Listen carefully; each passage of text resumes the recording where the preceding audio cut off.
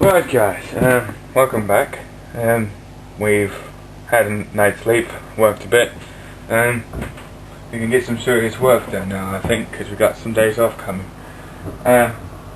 We left off with these joints here being put in, but I didn't show you how putting these in. These are simple enough. I think they're rigid, so let's just take off the clamps.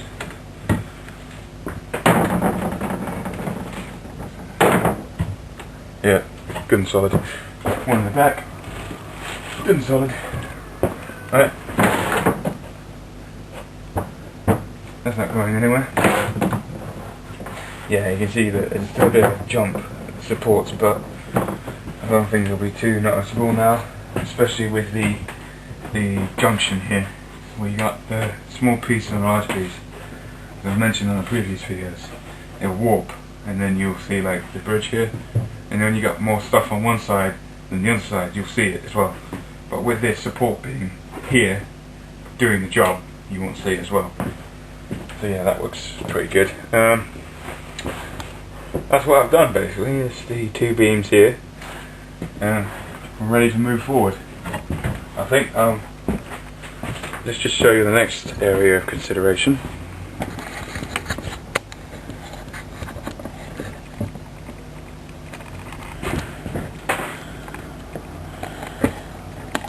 Move the camera properly. Terrible. Just terrible.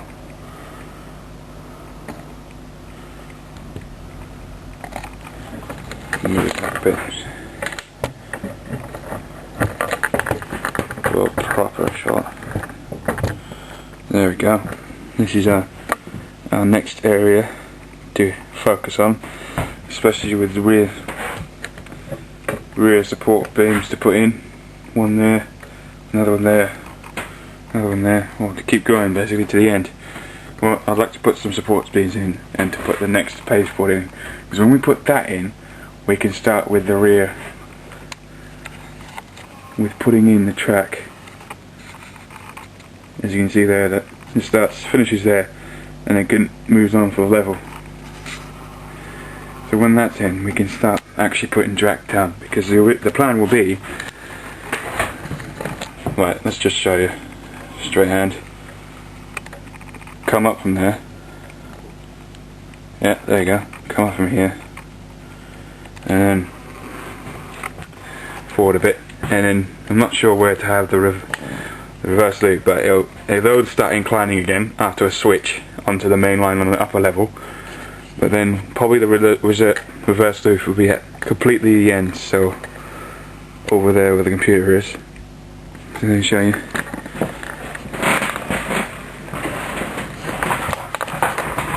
Sorry about this. Yeah, right there. We'll have a part sticking out.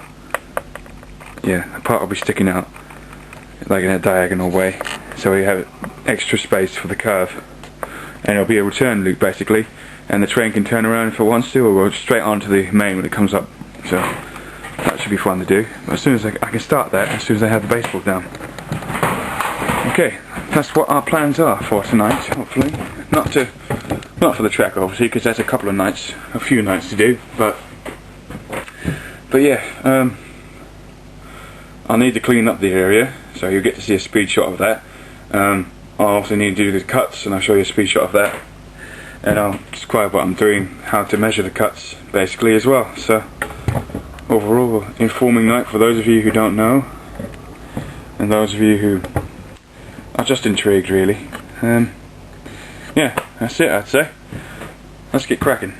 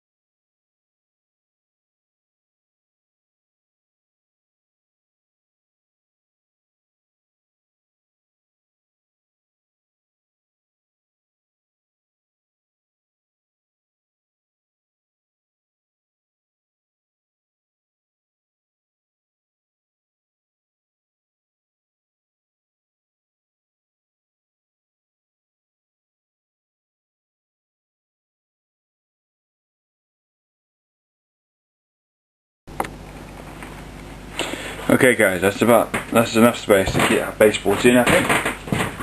Yeah, it looks pretty clean now, everything's off.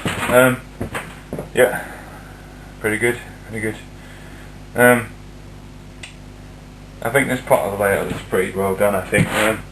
The front, obviously, the foam's a bit poor.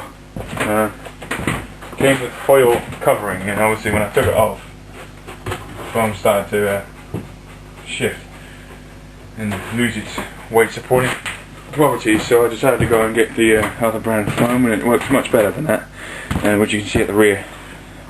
So, but now I've painted it, it's not so bad, but still a bit bendy. Right, what are we going to do now? What are we going to do now? I think I better start measuring, I think. Yeah, that's a good idea. I'll be back in a sec.